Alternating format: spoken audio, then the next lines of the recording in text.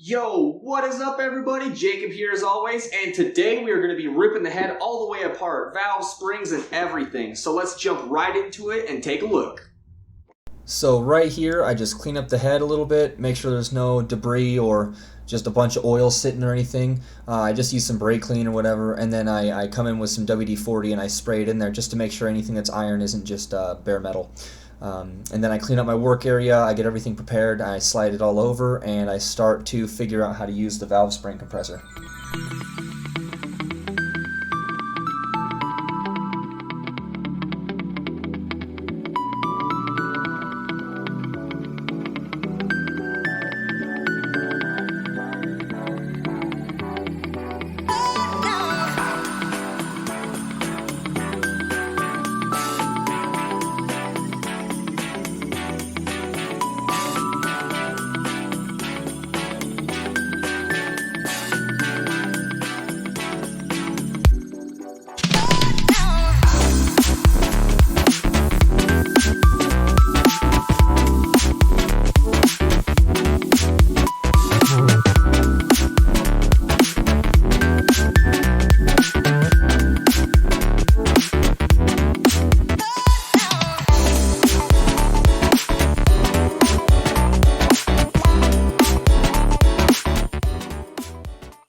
When I purchased this kit here, it did not come with instructions, and there were not instructions online, or at least I didn't look online for instructions. And there was a couple of people actually complaining on Amazon where I purchased this from that there was no instructions, and they had springs flying everywhere and they just couldn't figure out how to get it to work. So I didn't have that problem. It took me about 5 minutes to sit down and put this together, but I just wanted to give you guys an overview of how this works here. So we have this main bar that goes across and is the main support for our pry bar to push down on the springs. These are the mounting brackets that actually mount to the head, and these, you can see there's different holes.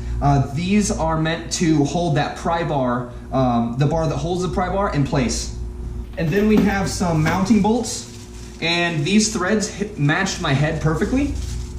And then this is the little rod that pushes down on top of the valve and then pushes down on the spring, and then you can pull the keepers out with a magnet.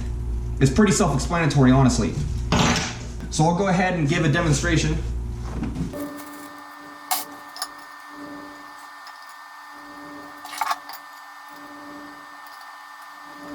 What you're gonna do is find the best location for this rod, and how you know to do that is you run this through, and you take your pry bar here, and you take, we'll call this a spring compressor.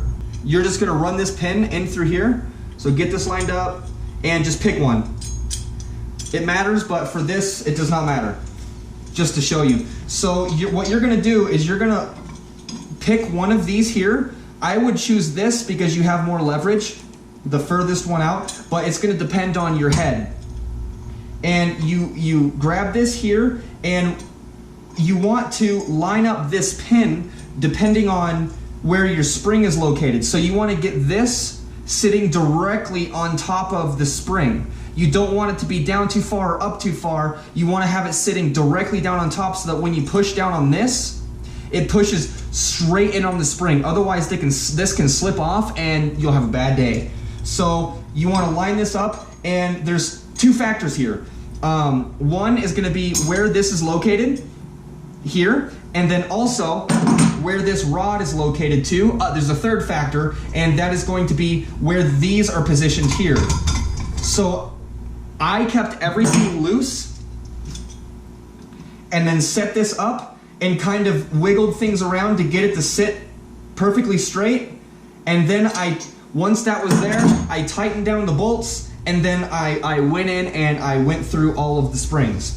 And pro tip is to take a socket and an extension and smack each one of the springs to loosen the keepers all the way down. And you probably see me do that in the video. But I just wanted to give you guys a demonstration on how this works here, because some people were complaining that there was no instructions and that it was difficult to figure out. So there's no guessing work. Also, it's worth noting, you'll see me using a latex glove and then a heavy duty glove. And the reason why is you pull down on this really, really hard, and I actually, even with the glove, I hurt my hand pulling on this. And so you want to have a really heavy duty glove so that you can pull on this. And then I used a thin latex glove to keep my hand clean, but so that I can delicately pull the keepers off of the magnet and pull things out of here, so I have the dexterity of a thin glove, but then also the protection of a thick glove so I can pull on this. So there's some tips for you. And back to the video.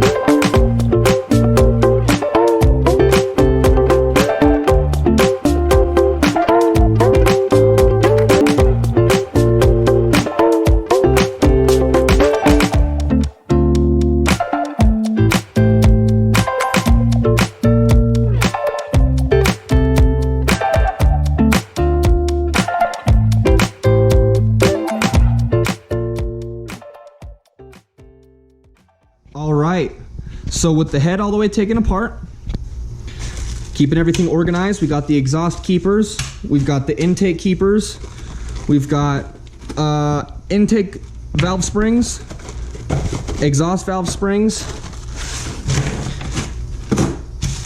and then the top plates to all the springs are also in here, kept with the springs. And then here's all of our valves. The larger ones are the intake valves, the smaller ones are the exhaust valves. And you can see here, I have it labeled front right and then intake and exhaust. And this is looking down on the head. So if you were to flip this over, it would be incorrect. This is correct. So these two are cylinder 1, these are cylinder 2, these are cylinder 3. And then here are all of our valve seals. So keeping everything organized. Organization is key. Thumbs up to that, boy! Alright, you guys, thank you so much for joining me for this episode. Be sure to check back in for the next one where I take the crank and the cams and I polish up the journals and get them ready to go back into the engine. Please like, comment, subscribe. That really helps me grow my channel, and I'll see you in the next one, guys. Thanks.